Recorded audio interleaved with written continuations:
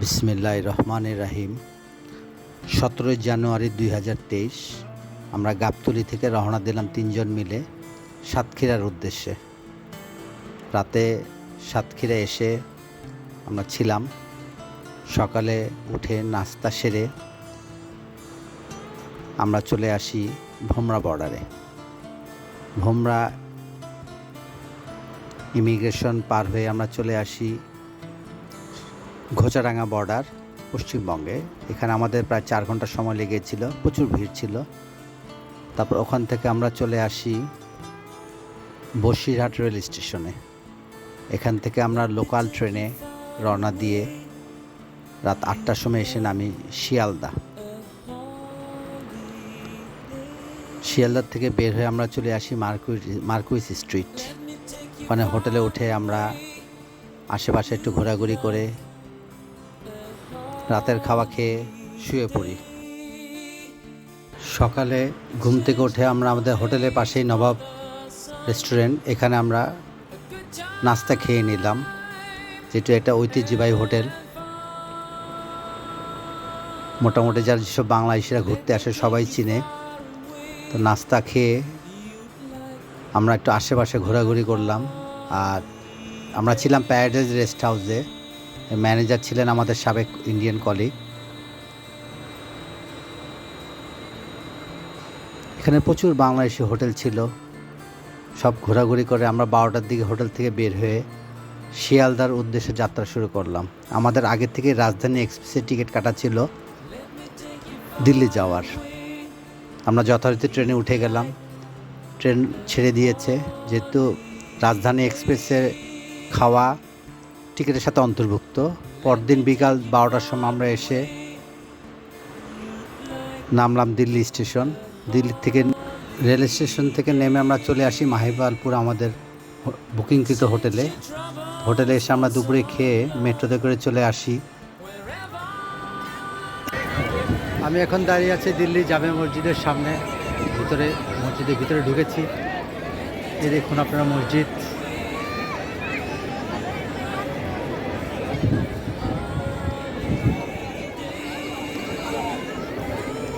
একটা ঐতিহাসিক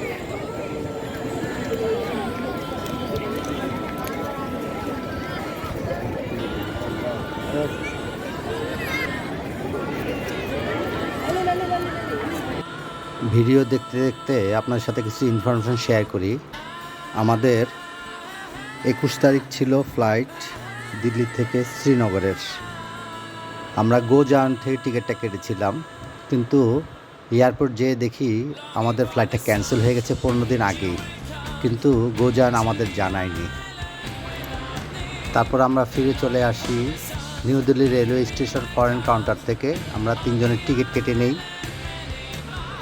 দিল্লি টু জম্মু এক্সপ্রেসের।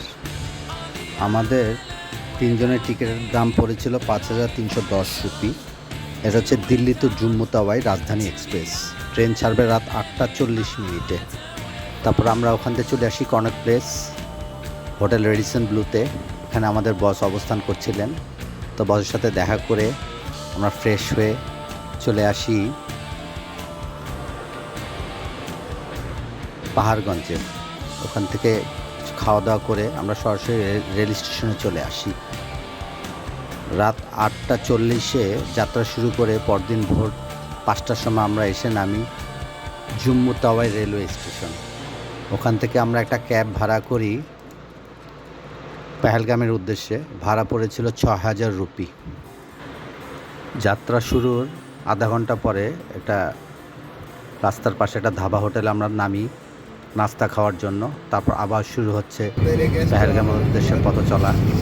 প্রাকৃতিক সৌন্দর্য দেখতে দেখতে আমরা এগিয়ে যাচ্ছি। জানেন না বাবু কি করে গাড়ি।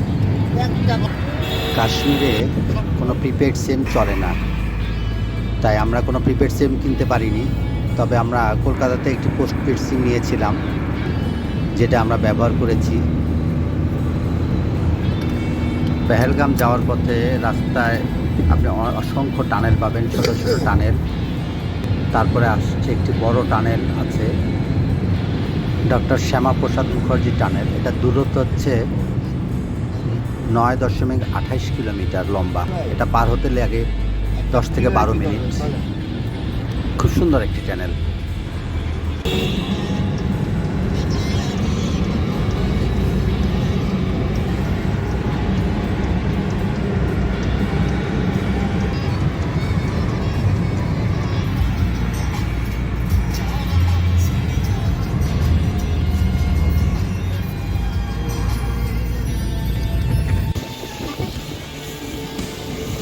বড় পাইস।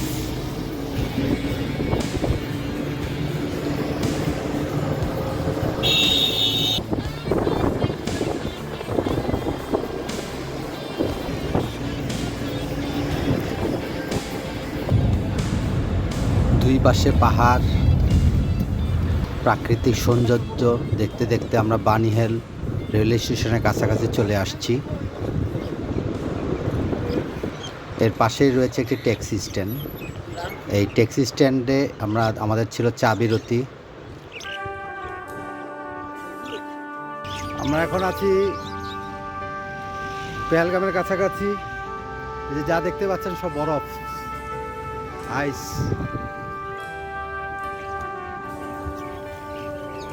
এই যে আইসে আছি।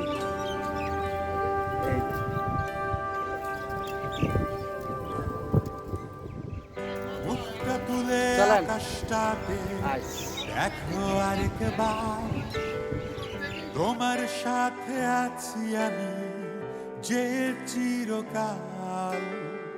জোছনার আলো যখন বানিহাল পার হয়ে আবার আমরা রওনা দিলাম পেহেলগামের উদ্দেশ্যে। তো বানিহালের পরে জায়গার নাম হচ্ছে কাজীগঞ্জ। কাজীগঞ্জ পার হওয়ার পরে অনন্তনাগ। অনন্তনাগ থেকে আমরা সরাসরি রওনা দিলাম পেহেলগামের উদ্দেশ্যে। যেহেতু প্রচণ্ড ঠান্ডা, তাপমাত্রা ছিল -5 ডিগ্রি সেলসিয়াস।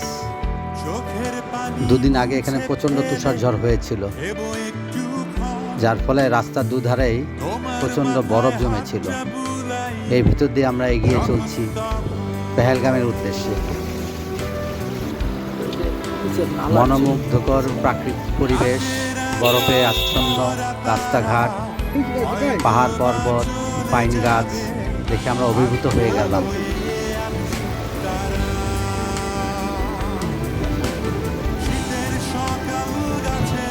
ওটা লেকটা পুরো ভরে গেছে।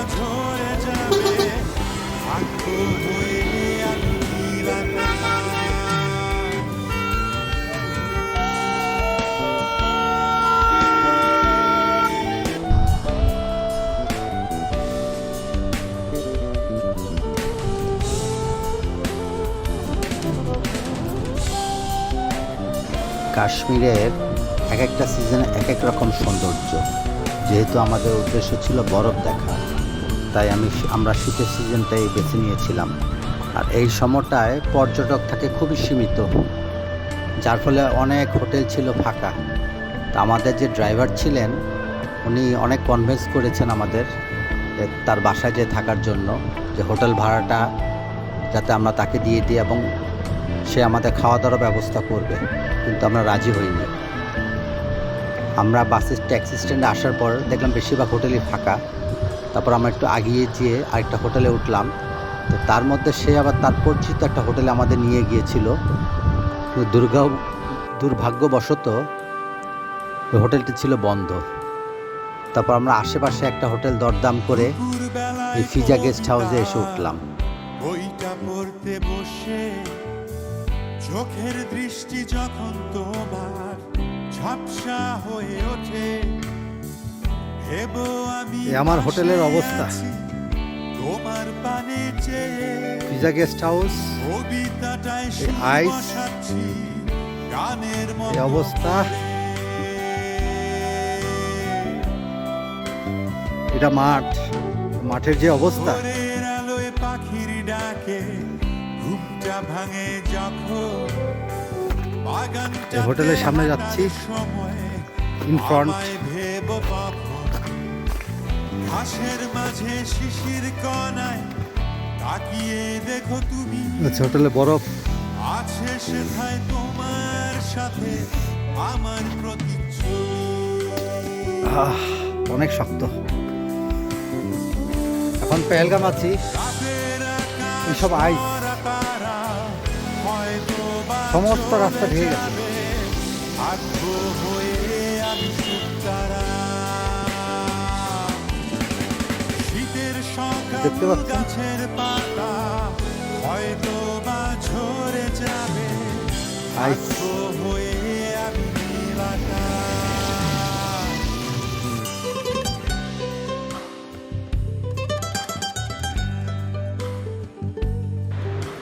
হোটেলে ব্যাগ রেখে আমরা বেরিয়ে পড়লাম দুপুরের লাঞ্চের উদ্দেশ্যে।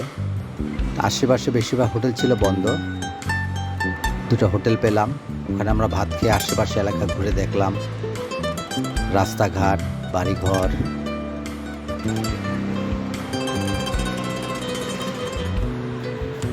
যেহেতু পর্যটক শূন্য, সেহেতু খুবই নীরবতা। এখানে কবরস্থান, মাঠ যা আছে সব বরফে ঢেকে গিয়েছিল, কারণ আগের দিন প্রচণ্ড তুষারঝড় হয়েছিল, যার ফলে অনেক পর্যটকই আসতে পারে নাই। রাতের আকাশ ভরা তারা হয়তো বা চলে যাবে, ভাগ্য হয়ে আমি শুকতারা। শীতের সকাল গাছের পাতা হয়তো বা ঝরে যাবে, ভাগ্য Snowfall হয়ে হচ্ছে। আমি নীল আকাশ।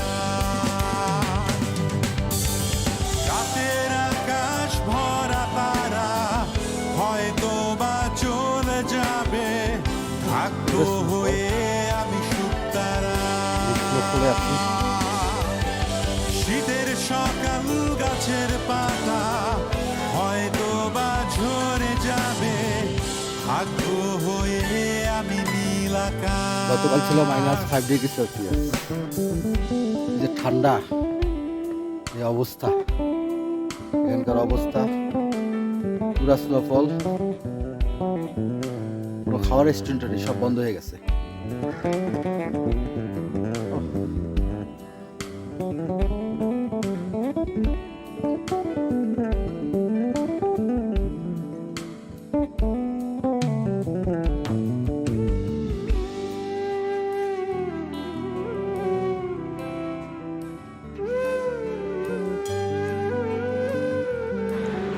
ভোর 4টা থেকে স্নোফল শুরু হয়েছিল, সেটা সকাল 11টায় এসে থেমে যায়। তারপর আমরা তাড়াতাড়ি ব্যাগ গুছিয়ে ফেলি, কারণ বেশি স্নোফল হলে রাস্তাঘাট বন্ধ হয়ে যায়, তখন পেহেলগাম থেকে কাউকে বের হতে দেওয়া হয় না। তাই আমরা আশেপাশে একটু ঘোরাঘুরি করে আমাদের ট্যাক্সি ক্যাব ড্রাইভারকে খবর দিলাম। ট্যাক্সি ড্রাইভার আসলো। 3000 টাকায় আমরা শ্রীনগর চলে যাব, যেতে সময় লাগবে প্রায় 4 ঘন্টা। এর ভিতরে আমরা নিজেরা একটু ছবি টবি তুলে নিলাম, আশেপাশের দৃশ্য, জান্নাতে কাশ্মীর উপভোগ করলাম। আমরা এখন শ্রীনগরের উদ্দেশ্যে রওনা দিয়েছি পেহেলগাম থেকে। অবস্থা পুরা স্নোফল, খুব খারাপ অবস্থা এখন। ভোরে আবার বৃষ্টি শুরু হলে তোমার দেখা হবে না। এই শহরের অন্যদিকে থাকো, দেখা হতে অনেক বাধা।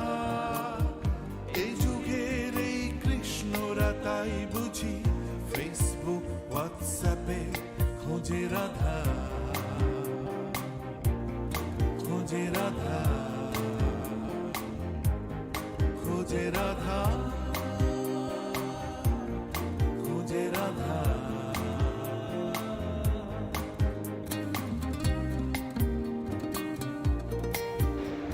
মহান আল্লাহ তাআলার অপূর্ব সৃষ্টি এই পাহাড় পর্বত, প্রাকৃতিক সৌন্দর্য দেখতে দেখতে আমরা রওনা দিলাম শ্রীনগরের উদ্দেশ্যে।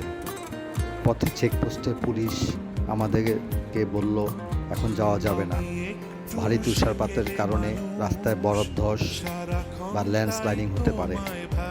আমরা বাংলাদেশি ট্যুরিস্ট পরিচয় দিয়ে অনুরোধ করলাম যে আমাদেরকে শ্রীনগর যেতে হবে, কারণ তার পরের দিন আমাদের ফ্লাইটে আমরা দিল্লি ব্যাক করে যাব। তারপর উনি আমাদের যাওয়ার অনুমতি দিলেন। সারাক্ষণ তাই তোমায় ভাবি, ল্যাপটপটা বন্ধ রেখে ভিডিও এর প্রথম পর্ব এখানেই শেষ করলাম। কাশ্মীর ট্যুরের বাকি অংশ শ্রীনগর, গুলমার্গ ও দিল্লি ট্যুর দেখতে পাবেন আমার পরবর্তী ভিডিও কাশ্মীর ট্যুর 2023 এর পার্ট 2-তে। সবাইকে ধন্যবাদ। খোঁজে রাধা, খোঁজে রাধা, খোঁজে রাধা।